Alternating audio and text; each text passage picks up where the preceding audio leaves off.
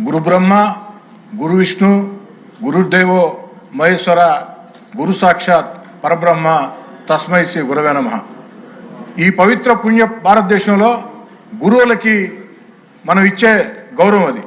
అలాంటి గురువుల్ని ఆ యొక్క వ్యవస్థని పటిష్టం చేయాలని, గురువుల్ని సమాజంలో పెంచాలని, సాధారణ ప్రజలకి ప్రభుత్వ స్కూళ్ళలో ఒక మంచి టీచర్లు ఉండాలని ఉద్దేశంతో ఎంతో కాలంగా ఆగిపోయినటువంటి ఆ యొక్క మెగా డిఎస్సి ఎన్నికల్లో ఇచ్చిన హామీని ఈ రాష్ట్ర ముఖ్యమంత్రి నారా చంద్రబాబు నాయుడు గారు తొలి సంతకం పెడితే ఆ యొక్క కళ సాకారం చేసేదానికి కేవలం 145 రోజుల్లో అక్షరాల 16,347 టీచర్ ఉద్యోగాల్ని ఈ యొక్క రాష్ట్ర ప్రజలకి యువతకి అందించిన వ్యక్తి యువనేత నారా లోకేష్ గారని చెప్పని సగర్వంగా సవినయంగా ఈ రాష్ట్ర ప్రజానీకానికి మనం చేస్తూ ఉన్నాం.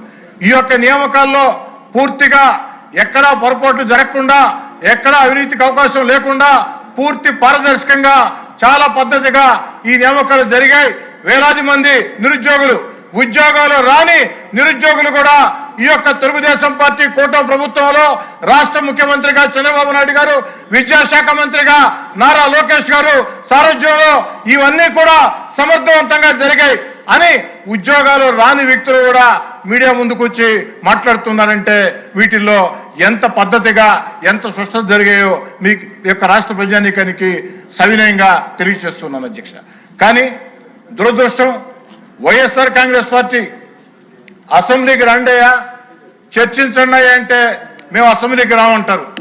వీధుల్లోకి వచ్చి సంబంధాలు లేకుండా ఆ యొక్క ప్రదర్శనలు చేస్తూ ఉంటారు, ఆ యొక్క నిరసనలు తెలియచేస్తూ ఉంటారు. దేనికి అధ్యక్ష నిరసనలు? ఈ యొక్క ఆంధ్ర రాష్ట్రంలో కొన్ని వేల మందికి ఉద్యోగాలు ఇచ్చిన తెలుగుదేశం పార్టీ కూటమి ప్రభుత్వాన్ని అభినందించకుండా రకరకాలుగా వక్ర భాషారు. ఎంత దారుణం అంటే అధ్యక్ష, స్పోర్ట్స్ కోటా అంటారు. వీళ్ళకి వైఎస్ఆర్ కాంగ్రెస్ పార్టీ నాయకులు స్పోర్ట్స్ కోటా అని చెప్పి రకరకాల మాటలు మాట్లాడుతూ పేకాట ఆడిన వాళ్ళకి, పేకాటలో మెడలు వచ్చిన వాళ్ళకి టీచర్ ఉద్యోగాలు ఇచ్చారని చెప్పని మాట్లాడారు అధ్యక్ష.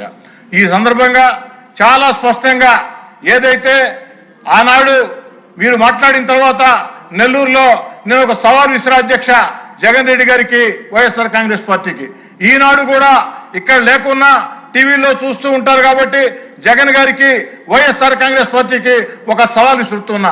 మీరే చెప్పారు మీడియా ముందుకు వచ్చి, పేకాటలో మెడల్స్ వచ్చిన వాళ్ళకి టీచర్ ఉద్యోగాలు ఇచ్చారని చెప్పని. పేకాటలో మెడల్స్ వచ్చిన వాళ్లకు, పేకాటలో ప్రావీణ్యత ప్రదర్శించిన వాళ్లకు ఆ యొక్క పోటీలు ఎక్కడ జరిగాయో, ఎక్కడ సర్టిఫికేట్లు ఇచ్చారో వాళ్ళల్లో ఏ ఒక్కరికైనా సరే పేకాట పేరుతో ఉద్యోగాలు ఏ ఒక్కరికైనా ఇచ్చి ఉంటే శాసనసభ సభ్యత్వానికి రాజీనామా చేసేదానికి సిద్ధంగా ఉన్న తెలియజేస్తున్నా సార్.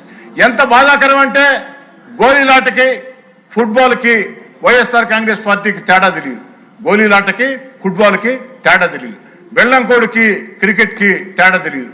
ఇలాంటి వీళ్ళు ఏదైతే ఆ యొక్క అంతర్జాతీయ ఒలింపిక్ సంఘం, ఆసియా ఒలింపిక్ సంఘం చాలా స్పష్టంగా బ్రిడ్జ్ గేమ్ని గుర్తించింది. అంతేకాకుండా క్రీడా పోటీలున్నాయి, రాష్ట్ర పరిధిలో కాదు, దేశం కేంద్రం 65 అక్షరాల 65 క్రీడా పోటీల్ని ఈ క్రీడలను పెట్టాలని చెప్పని చెప్పడం జరిగింది. అదే క్రీడలు పెట్టడం జరిగింది. కానీ ఆ పెట్టిన వాటిల్లో ఇంత చెప్పాను బ్రిడ్జ్ గేమ్, ఆ బ్రిడ్జ్ గేమ్ కింద ఈ రాష్ట్రంలో ఏ ఒక్కరికి ఉద్యోగం రాలా, అర్హులు లేరు కాబట్టి. కానీ ఒక బ్రిడ్జ్ గేమ్ని కేంద్రం గుర్తించి, అంతర్జాతీయ ఒలింపిక్ సంఘం గుర్తించి, ఆసియా ఒలింపిక్ సంఘం గుర్తించి ఇది క్రీడా అని చెప్తే పాపం జగన్మోహన్ రెడ్డి గారు క్రీడ కాదంటారు.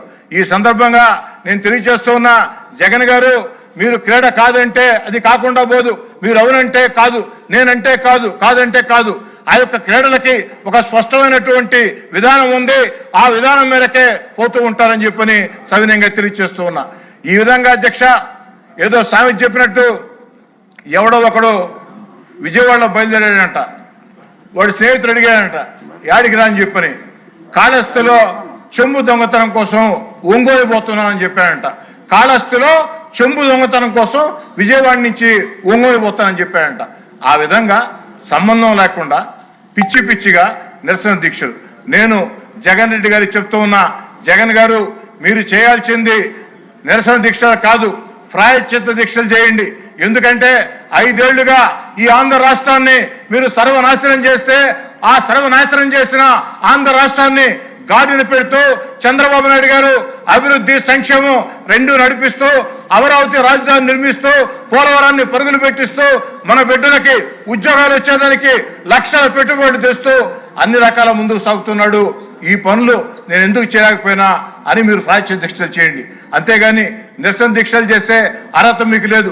అయితే ఈ సందర్భంగా ఒక మాట చెప్తా అధ్యక్ష, 12 సంవత్సరాల నుంచి ఈ శాసనసభలో నేను సభ్యుడిగా ఉన్నా. నేను చూసిన టాప్ 10 అద్భుత ప్రసంగాలలో ఈరోజు యువనేత నారా లోకేష్ గారు మాట్లాడిన ఈ యొక్క ప్రసంగం అని చెప్పని సవినంగా తెలియజేస్తున్నాను. ఎందుకంటే అరటిపండు ఒలిచిపెట్టినట్టు, పొద్దిగ్గా అంటు కట్టినట్టు, పద్ధతిగా చాలా స్పష్టంగా చెప్పాల్సిన భాషలో కోట్లాది ప్రజలకి, శాసనసభ్యులకి, వైసీపీకి, జగన్ గారికి తెలియజేశారు. ఇప్పుడు నేను అడుగుతున్నా, జగన్ రెడ్డి గారు సవాల్ స్వీకరించు.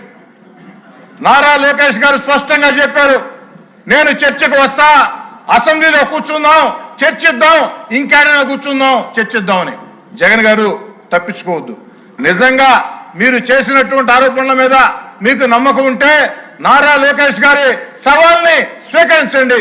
అంతేగాని అలా కాకుండా నేను నా సాక్షి టీవీ, నా సాక్షి పత్రిక, నా యొక్క సోషల్ మీడియా ఇష్టారీతిగా ఇష్టం వచ్చినట్టు మాట్లాడతాం. ఇది సరైనటువంటి పద్ధతి కాదు, మార్చుకోమని తెలియజేస్తూ చిట్ట చివరగా నా మాటలు ముగించే ముందు ఒక్క మాట చెప్పదలుచుకున్నా. ఈ యొక్క రాష్ట్ర ముఖ్యమంత్రి చంద్రబాబు నాయుడు గారి ఆలోచనలు, ఉప ముఖ్యమంత్రి పవన్ కళ్యాణ్ ఆలోచనలు, యువనేత నారా లోకేష్ గారి కష్టం, ఇవన్నీ కూడా ఎక్కడికి వృధా కావు.